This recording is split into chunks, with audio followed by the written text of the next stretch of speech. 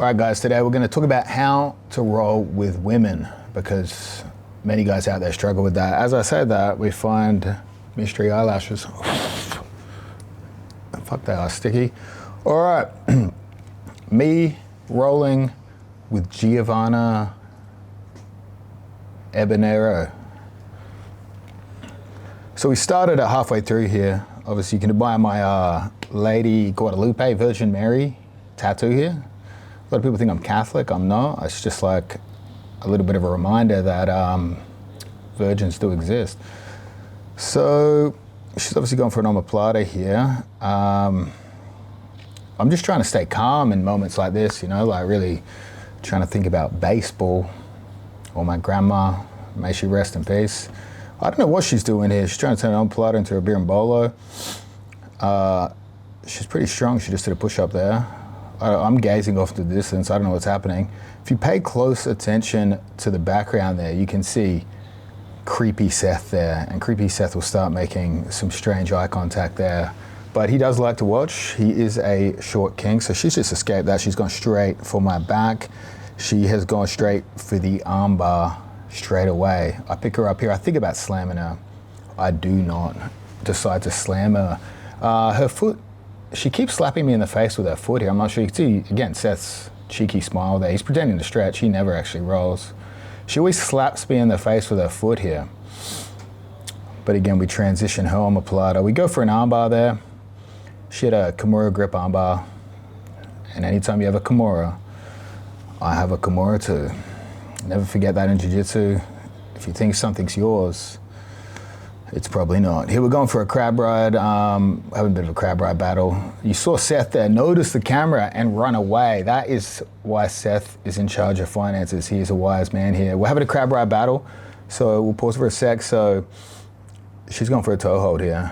Obviously though, with a size 17 flipper like that, that's gonna be like a dog chasing a car. What I'm trying to do from this crab ride position is, you can see I've taken an overwrap grip on her left knee. I'm trying to pull that in. I'm contemplating heel hooking her, really depending upon how hard she rips on that foot.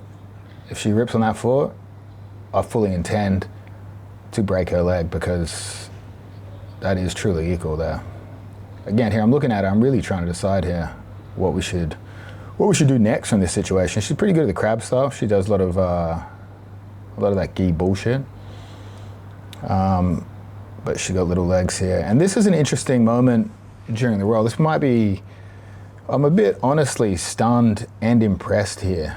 I shouldn't be talking about other brands. Obviously I'm repping Street X here. This is our Mexican drop, the George Campos edition, but I can't help but notice the real craftsmanship here, the fabric, the stitching of Moya brand shorts here. And I'm really like, I'm at a loss for words in this position here. I did not know that the Chinese children manufacturers could produce such good quality, but obviously we'll circle back to the scene later. This was one of the toughest moments of the roll here. She is quite good in that position.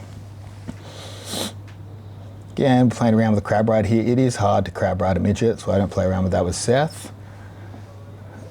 She's got one inside position here. I got my hands around her hips. I'm not letting go ever. I go for the little bicep grip. Sometimes we turn that to an armbar, but again, she is quite small. She climbs me like a ladder here. Here's my patented airplane, I would call it, position where I try to block the hooks, but obviously I've left a lot of space. I think she's gonna go for the hooks, but she is quite greedy and just throws an armbar on straight away. And you can see she's fully committed to that Kimura grip again. She loves a Kimura. Really here, she could slam her head into the ground, but obviously I am a gentleman here, or as they say, a caballero. And you can see here that, I mean, that armbar is absolutely gone. My elbow's almost out, but she is hanging on like a bad relationship. She won't let go. And that's something I truly look for in a woman. I hope to find one day, inshallah. I shake it out a bit here, but I mean, like, she's got a deep grip in the thigh there. She does do a bit of a backwards roll here and we flip the script on her. We turn her into an omoplata ourselves here. But she does have tiny everything, to be honest with you. But like most women, she flips the script on me and puts me back in an omoplata here. That is something unique. Women are good at flipping the script, especially on me. Lose most of those battles here. I've pulled my arm out, scratching my head here again. I'm not sure what's happening. I've got a body triangle on the side of her here. I don't even know if she knows what's happening, but we let her get on top here. And we've entered a 50-50 position. Ignore my smile there, that was inappropriate. I'm a little scared here because she's a gi girl, so she's putting a lot of pressure on her knee here in 50-50. I'm really trying to figure out a way to release that. 50-50 is real dangerous on the knees here, and I would hate to hurt her physically.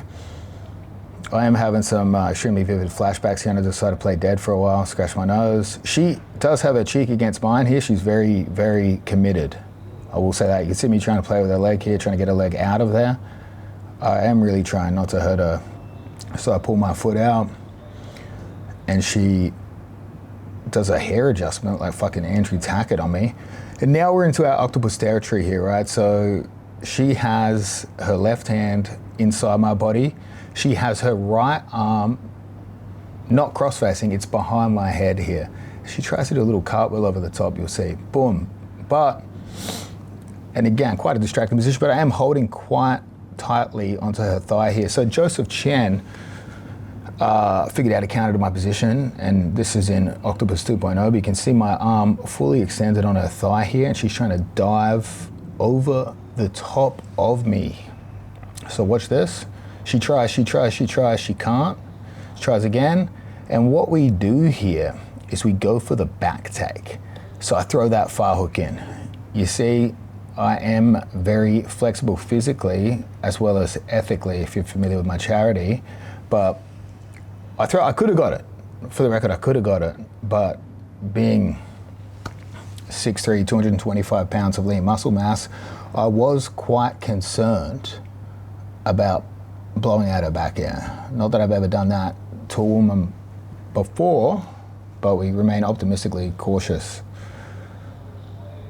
So here we go for an overwrap, right?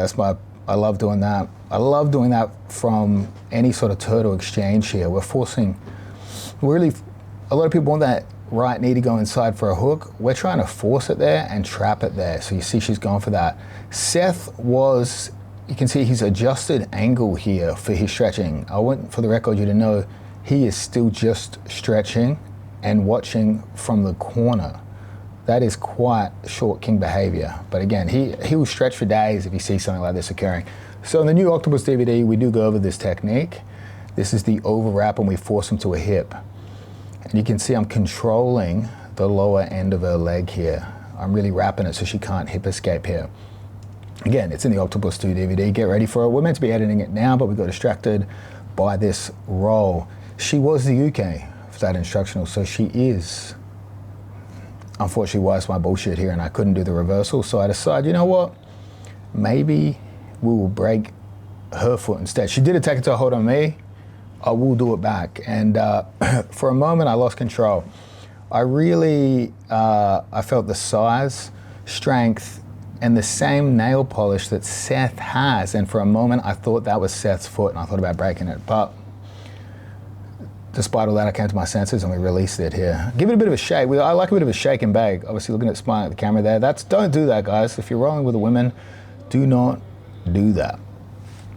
So what I do here to prevent her taking my back is I lift up that foot. It's like a classic wrestling shelf.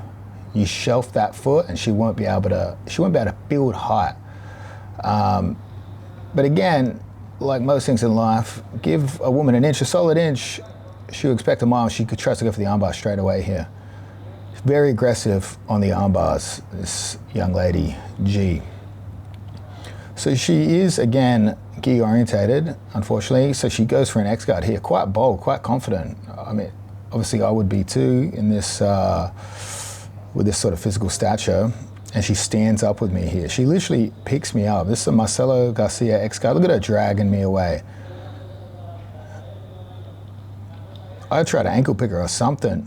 and I hook her leg. I try to hook her leg, take like a little inside hook here. What does she do? She gets greedy again. She misses the back. She fully commits to the armbar here with a Kimura grip. Now imagine if she wasn't rolling as often with gentlemen like me, she would have a few concussions. And she chose to do a DVD with me, so I imagine she does have a few concussions here, but I do not slam her on her head. What I do is what Sakuraba did to Carlos Shooten back in Pride. If he has a Kimura, I have a Kimura, and I can turn that into an armbar. Or actually, maybe it wasn't Sakuraba. Carlos Shooten did it to someone though. Someone tried to Kimura him, he stepped over armbar. It's one of my favorite moves. I do let her out here. Look, I'm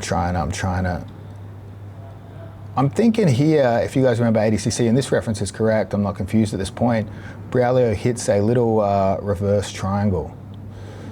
And I think she's gonna take that bait, but she does not, she just powers out of there. Look, if from this position, my left foot was on the other side of the hip, I could lock a triangle with her left arm inside. I love doing that. I also hate giving Braulio credit for that move, but it's a great move. But look at her, she's playing with my foot here.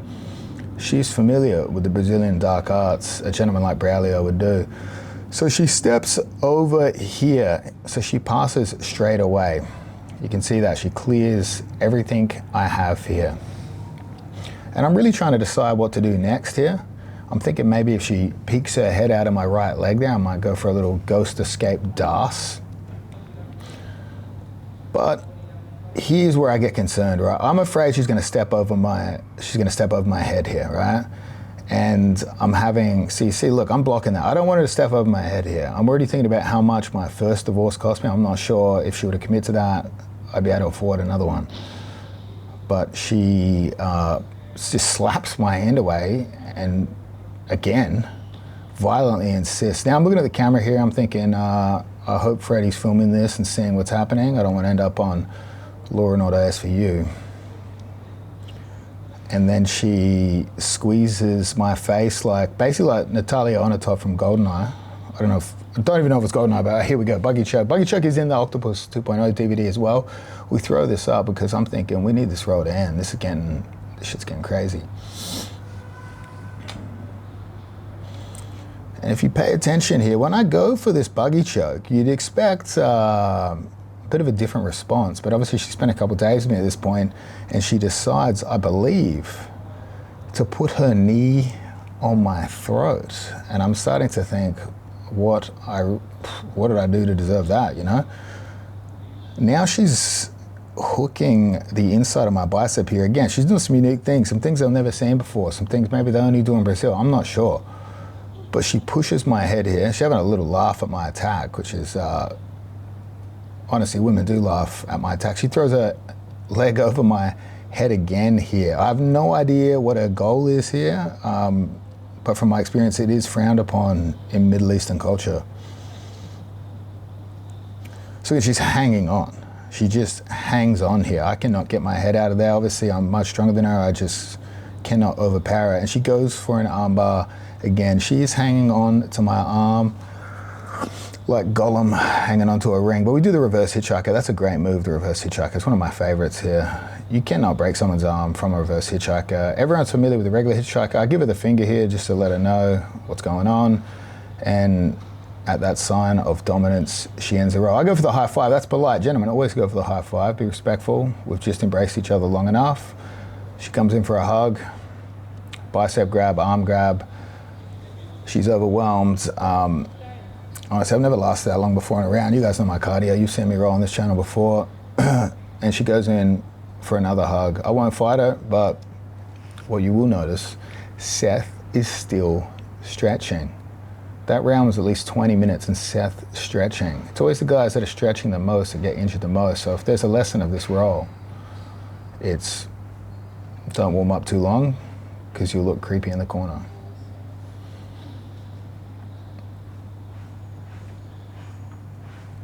That's all we've got there. I don't know who's messaging her now, but I'm quite upset at who that could be.